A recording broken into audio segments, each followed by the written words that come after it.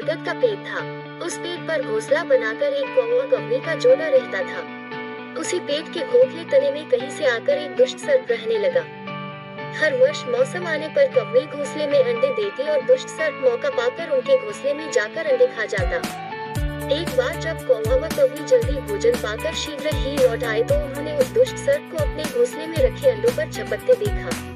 अंडे खाकर सर्प चला गया। कौवे ने कौवी को धाक बंधाया, प्रिय हिम्मत रखो, अब हमें शत्रु का पता चल गया है, कुछ उपाय भी सोच लेंगे।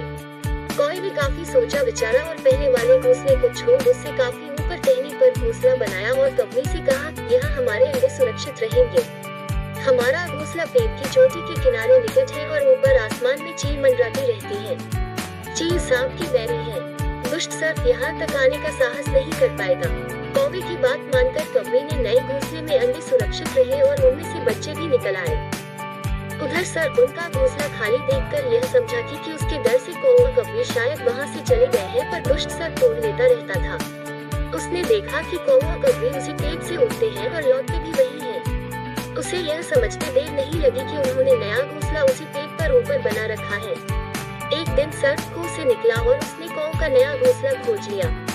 घोंसले में कौवा दंपति के 3 नवजात शिशु थे। दुष्ट सर्प उन्हें एक एक करके घपाघप निगल गया और अपने खोह में लौटकर डिकारी लेने लगा। कौवा व कौवी लौटे तो घोंसला खाली पाकर सन्न रह गए। घोंसले में हुई टूट फूट व नन्हे कौवे के कोमल पंख बिखरे देखकर वह सारा माजरा समझ गए। कौवी की छाती तो दुख से फटने लगी। कौवी बिलख उठी, तो क्या हर वर्ष मेरे बच्चे सांप का भोजन बनते रहेंगे? कौवा बोला, नहीं, यह माना कि हमारे सामने विकट समस्या है, पर यहाँ से भागना ही उसका हल नहीं है। विपत्ति के समय ही मित्र काम आते हैं। हमें लोमड़ी मित्र से सलाह लेनी चाहिए। दोनों तुरंत ही लोमड़ी के पास गए। लोमड़ी ने अपने मित्रों की दुख भरी कहानी सुनी। उसने कौवा तथा कौवी के आंसू पोंछे। लोमड़ी ने काफी सोचने के बाद कहा, मित्रों, तुम्हें वह पेड़ छोड़कर जाने की जरूरत नहीं है। मेरे दिमाग में एक तरकीब आ रही है जिससे उस दुष्ट सर्प से छुटकारा पाया जा सकता है। लोमड़ी ने अपने चतुर दिमाग में आई तरकीब बताई। लोमड़ी की तरकीब सुनकर कौवा कौवी खुशी से उछल पड़े। उन्होंने लोमड़ी को धन्यवाद दिया और अपने घर लौट आए। अगले ही दिन योजना अमल में लानी थी। उसी वन में बहुत बड़ा सरोवर था। उसमें कमल और नरगिस के फूल खिले रहते थे। हर मंगलवार को उस प्रदेश की राजकुमारी अपनी सहेलियों के साथ वहाँ जल क्रीड़ा करने आती थी। उनके साथ अंगरक्षक तथा सैनिक भी आते थे। इस बार राजकुमारी आई और सरोवर में स्नान करने जल में उतरी तो योजना के अनुसार कौवा उड़ता हुआ वहाँ आया। उसने सरोवर तट पर राजकुमारी तथा उसकी सहेलियों द्वारा उतार कर रखे गए कपड़ों व आभूषणों पर नजर डाली। कपड़े से सबसे ऊपर था राजकुमारी का प्रिय हीरे व मोतियों का विलक्षण हार। कौवे ने राजकुमारी तथा सहेलियों का ध्यान अपनी ओर आकर्षित करने के लिए काव काव का शोर मचाया। जब सबकी नजर उसकी ओर घूमी तो कौवा राजकुमारी का हार चोंच में दबाकर ऊपर उठ गया। सभी सहेलियां चीखी, देखो देखो, वो राजकुमारी का हार उठाकर ले जा रहा है।